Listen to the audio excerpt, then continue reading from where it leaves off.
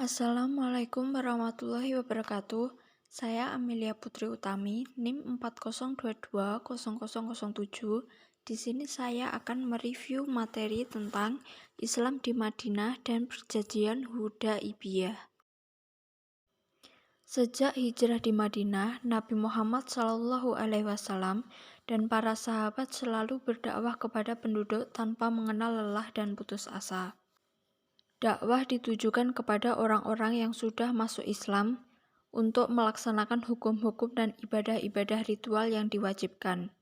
Sedangkan bagi yang belum masuk Islam, yaitu bertujuan agar mereka bersedia untuk masuk Islam, mempelajari ajarannya, dan mengamalkannya. Dalam membentuk Islam di Madinah, Nabi Muhammad SAW membangun masjid, yaitu Masjid Nabawi yang dibangun pada bulan Rabiul Awal 1 Hijriah atau September 622 Masehi. Fungsi dari masjid sebagai sarana pembinaan umat Islam di bidang akidah, ibadah, dan akhlak digunakan untuk belajar agama Islam yang bersumber dari Al-Quran dan Hadis, sebagai sarana penyambung silaturahmi dan sarana sosial, kemudian sebagai tempat musyawarah dan tempat menyusun strategi perang. Dalam membentuk perekonomian di Madinah, Nabi Muhammad SAW mendirikan sebuah pasar. Pasar tersebut bertujuan untuk langkah dalam mendidik umat tentang bagaimana ajaran Islam mengatur roda perekonomian dengan adil. Adanya sistem perekonomian Islam maka disambut hangat oleh masyarakat Madinah karena memberikan keuntungan ke semua pihak, bebas riba dan serakah. Pasar Madinah inilah yang menjadi urat nadi perekonomian negara Islam yang pertama. Kemudian Nabi Muhammad SAW dalam hijrahnya juga mempersaudarakan kaum muhajirin dan kaum ansor.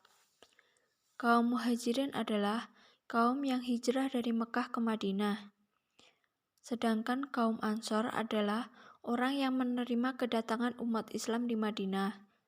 Mereka dipersaudarakan agar mereka saling membantu dan mengasihi satu sama lain.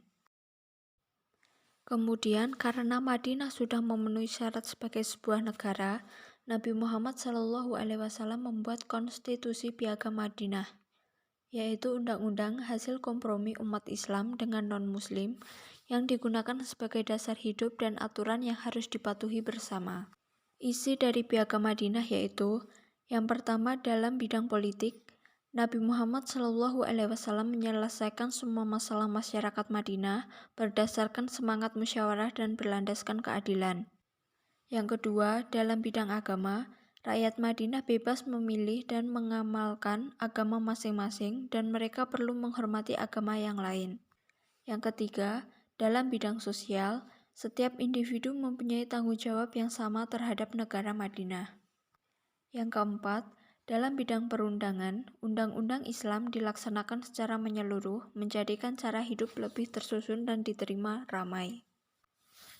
Kelima, dalam bidang ekonomi, semua rakyat diberikan peluang untuk menjalankan perniagaan, akan tetapi riba dan penipuan dilarang dalam ekonomi Islam tersebut.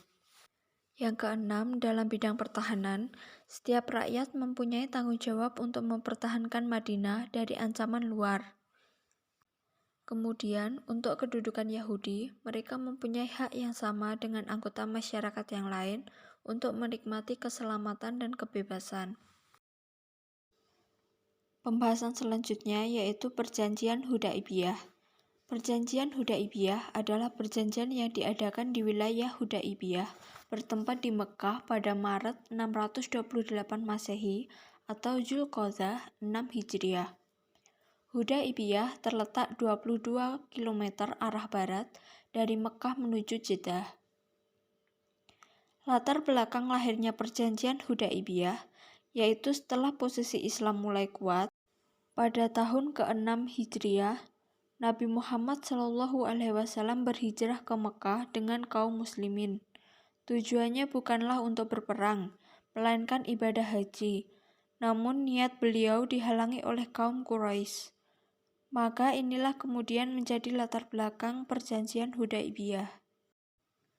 Isi dari perjanjian Hudaibiyah adalah sebagai berikut. Yang pertama, kedua belah pihak sepakat mengadakan gencatan senjata selama 10 tahun. Yang kedua, setiap orang diberi kebebasan bergabung dan mengadakan perjanjian dengan Nabi Muhammad SAW atau dengan kaum Quraisy. Yang ketiga, setiap orang Quraisy yang menyeberang ke kubu Nabi Muhammad SAW tanpa seizin walinya harus dikembalikan. Sedangkan jika pengikut Nabi Muhammad bergabung dengan Quraisy, maka tidak dikembalikan. Yang keempat, Nabi Muhammad SAW dan sahabatnya harus kembali ke Madinah dan tidak boleh masuk Mekah, dengan ketentuan bisa kembali pada tahun berikutnya.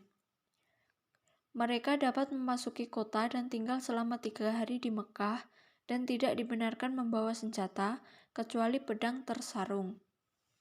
Awalnya sempat timbul kekhawatiran di kalangan para sahabat mengenai perjanjian Hudaibiyah. Mereka mengira perjanjian ini hanya menguntungkan kaum Quraisy dan merugikan umat Islam. Namun, Nabi Muhammad SAW menyikapi perjanjian ini dengan arif.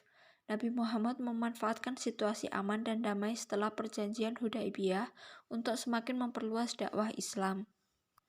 Setidaknya ada 2 hikmah di balik perjanjian Hudaibiyah.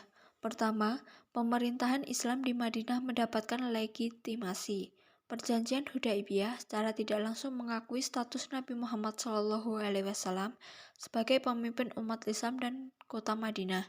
Artinya, perjanjian itu mencerminkan pengakuan kaum Quraisy terhadap pemerintahan Islam di Madinah. Yang kedua, salah satu kesepakatan di perjanjian Hudaibiyah adalah gencatan senjata selama 10 tahun.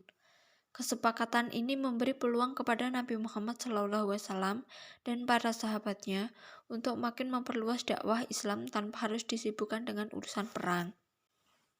Dari kisah perjanjian Hudaibiyah sangat menarik, karena melalui perjanjian ini maka dapat mengetahui bagaimana cerdiknya Nabi Muhammad SAW sehingga beliau mampu dalam menaklukkan kota Mekah. Terima kasih, sekian review dari saya. Wassalamualaikum warahmatullahi wabarakatuh.